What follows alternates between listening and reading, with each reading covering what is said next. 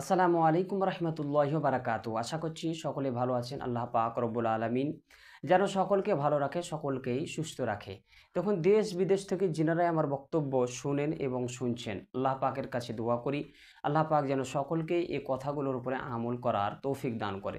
দেখুন, আজকেও আমি খুবই গুরুত্বপূর্ণ একটা মাসআলা, একটা হাদিসে পাক আপনাদের সম্মুখে বলতে যাচ্ছি যে কেউ ভিডিও আপনারা ছেড়ে যাবেন না, বক্তব্যটা শুনুন। ইনশাআল্লাহ খুবই জরুরি কথাগুলো আছে, যেগুলো প্রতিটা মানুষের জন্য শিক্ষা করা দরকার, জানা দরকার, এবং অনেকেও এই বিষয়ে আপনার প্রশ্ন করে থাকে।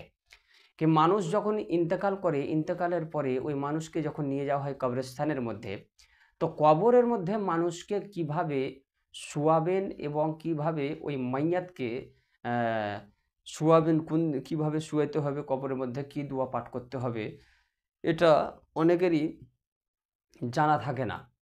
অনেক মানুষকে দেখা যায় কবরের মধ্যে কি করে, ওই মাইয়াতকে আপনার চিৎ করে এভাবে শুইয়ে দেয়, হ্যাঁ? অনেক মানুষের নিয়মকানুন জানা থাকে না। তো হাদিসে পাক যেটা আমি বলতে যাচ্ছি, মনোযোগ সহকারে শুনুন যে মাইয়াতকে কবরের মধ্যে কিভাবে শুয়াবেন আর কি দোয়া পাঠ করতে হবে, মনোযোগ সহকারে শুনবেন। দেখুন, হযরতে আলী রাদিয়াল্লাহু তাআলা আনহু তিনি বলেন, আমি এক সময় রসুলে পাক সাল্লাল্লাহু তাআলা আলাইহি ওয়াসাল্লামের সঙ্গে এক জানাজার মধ্যে গেলাম। একটি মানুষের জানাজার মধ্যে গেলাম।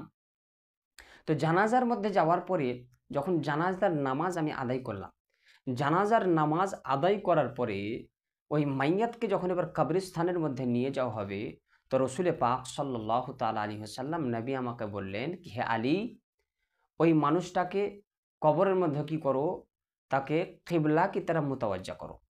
মানে রসুল পাক সাল্লাল্লাহু তাআলা আলাইহি ওয়াসাল্লাম বলেন কি, তাকে কি করো, তাকে কবরের মধ্যে কিবলার দিকে তার মুখটা হালকা কিবলার দিকে করে দাও। আর কি করো, তাকে কি করবে, চিৎ করে তুমি শুইয়ে দিও না। অনেক মানুষকে এখানে লক্ষ্য করবেন কি, চিৎ করে কবরস্থানে মাইয়াতকে যখন শুয়ায়, তো চিৎ করে এভাবে শুইয়ে দেয়, বুঝতে পারলেন? তো কিন্তু এটা হাদিসে পাকের মধ্যে এসেছে কি, মাইয়াতকে যখন কবরের মধ্যে শুয়াবেন তখন হালকা দাহনা করওয়াটে, মানে দাহিন দিকে হালকা এভাবে করওয়াট করে ওই মাইয়াতকে আপনার শুয়াতে হবে। আর শুয়ানোর পরে হালকা এই মুখটাকে আপনার কিবলার দিকে, আপনার এইভাবে কিবলার দিকে আপনার করে দিতে হবে। আর হযরত আলী আল মুর্তজা মুশকিল কুশা হায়দারে কর্রার রাদিয়াল্লাহু তাআলা আনহু তিনি বললেন কি, হযরত আলীকে বললেন কি, তার কিবলার দিকে তার মুখটা হালকা করে দাও, তাকে দাহনা করওয়াটে তাকে শুইয়ে দাও এবং দোয়া পড়ো, বিসমিল্লাহি ওয়া আলা মিল্লাতে রাসূলিল্লাহ।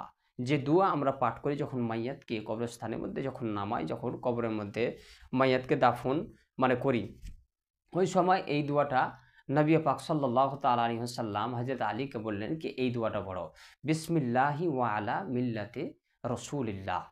তাহলে বুঝা গেল কি, মাইয়াতকে যখন কবরের মধ্যে যখন নামাবেন, মাইয়াতকে কবরের মধ্যে নামাবার সময় এগুলো ধ্যান রাখতে হবে।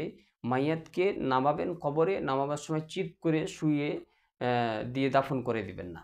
হালকা করওয়াটে শোয়াবেন, মুখটা কিবলার দিকে হালকা থাকবে, কিবলার দিকে মুখটা থাকবে, হালকা আপনার দাহানা করওটে থাকবে, এবং এই দোয়াটা আপনার পাঠ করবেন। অবশ্যই যখন মাইয়াতকে কবরস্থানের মধ্যে যখন দাফন কাফন করবেন, তখন এই কথাগুলো আপনারা সকলে ধ্যান রাখবেন, মনে রাখবেন। আল্লাহ পাক যেন আমাদেরকে এই কথাগুলোর উপরে আমল করার তৌফিক দান করে।